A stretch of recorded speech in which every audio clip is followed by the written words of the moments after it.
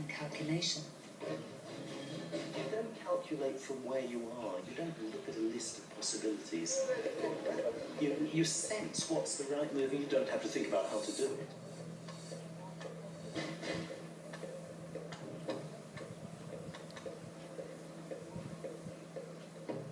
An amateur wastes precious time thinking through his possible moves. But a grandmaster can make the best move without thinking. I have to trust my instincts, my intuition. And it's basically pattern recognition. It's each and every position, what's my first instinct, what's the best move.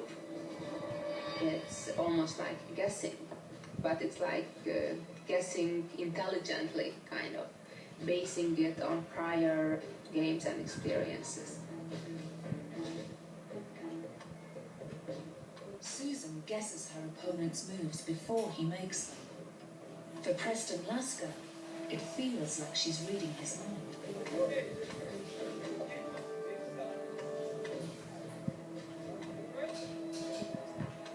It was amazing. Like playing against like Michael Jordan and some big sports star. She definitely has all the pattern recognition down to where she doesn't have, I think I have to think a lot more than she does. You know, she pretty much, it's all instinct. It's pattern recognition that separates the best from the rest. Susan is so good at it that it's possible her brain has a dedicated pattern processor. With modern scanning techniques, it might even be possible to identify it. But there's a problem. The brain is so complex that to find and identify any specific structure is a daunting task. But scientists are sometimes given clues, telling them where to look for specific functions. And it happens when the brain goes wrong.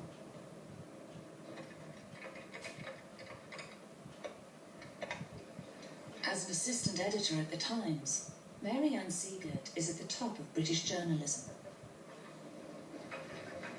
And yet she can't recognise some of the most familiar patterns of all.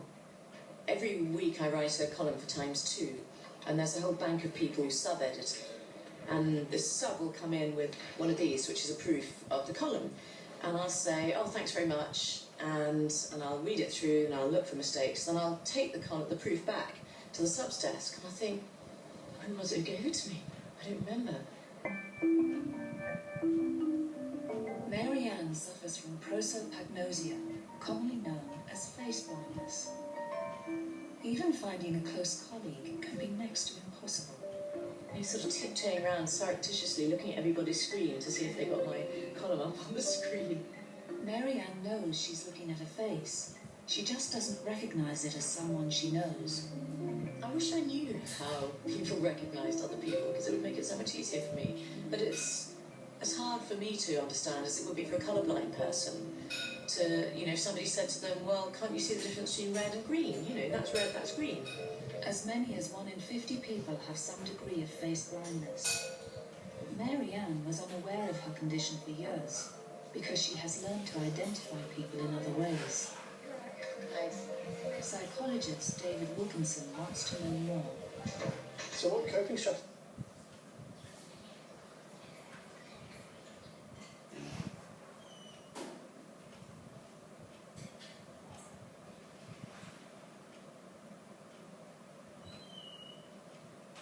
Does the brain have processes for those?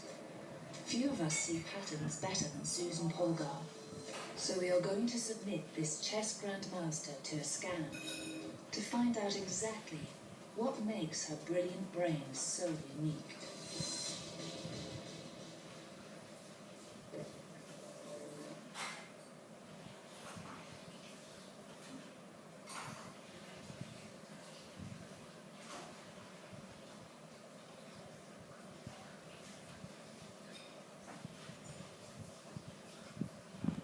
These two women can agree on is that size doesn't matter. The female brain is quite a bit smaller than the male brain in general, and we know that there's no difference in our intelligence, right? We can agree on that one. Hirsch intends to scan Susan MRI, or magnetic resonance imaging.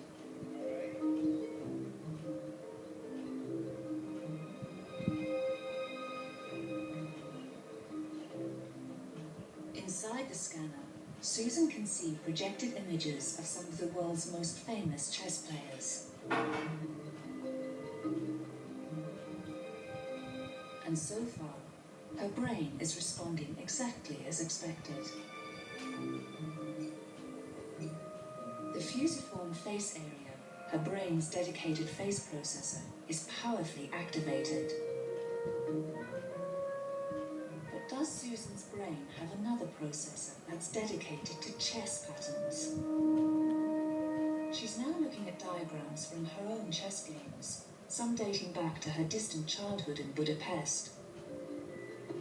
She's been asked to think about each diagram as if it's a game in progress, calculating her next move. These are the first scans of a world champion's brain playing chess. But a comparison with the face recognition scan leads to a remarkable discovery. We're looking at the bottom of the brain, 4 slices, and these 2 areas. This is the fusiform face area. Susan is using exactly the same area of her brain for both faces and chess. For you, we can't discriminate a face area from a chess area. They are identical. Astonishingly, Susan's brain has hijacked the fusiform face area and adapted it to chess. Instead of faces, it's comparing incoming chess positions with the vast library of games in her long-term memory. Susan can recognize a familiar game in just 0.8 seconds, almost as fast as the face of an old friend.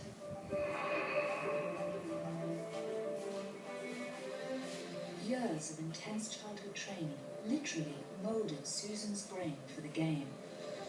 It's solid evidence for her father's theory that genius can be created. I definitely agree with my father that the work part, the diligence part is the most important, and I think that being trained properly, anybody can achieve practically anything. At the age of 21, the quality and number of Susan's victories against top opposition earned her the official title of Grandmaster. The first woman among nearly 600 men. Younger sister Judith quickly followed suit. Ranked in the top 15 male players, she is now a leading contender for the world title.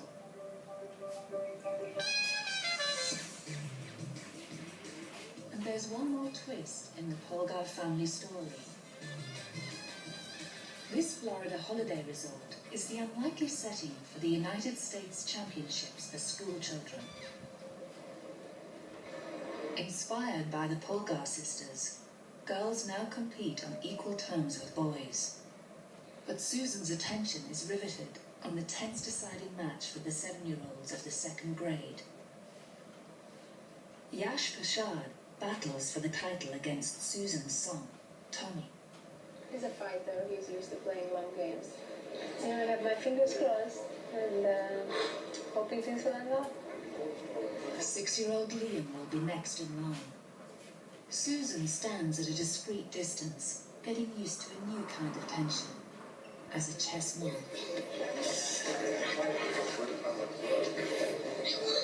I got first place. He played well until the end. And then he messed up a lot. He stepped into a one-move checkmate, and now I'm the U.S. champion.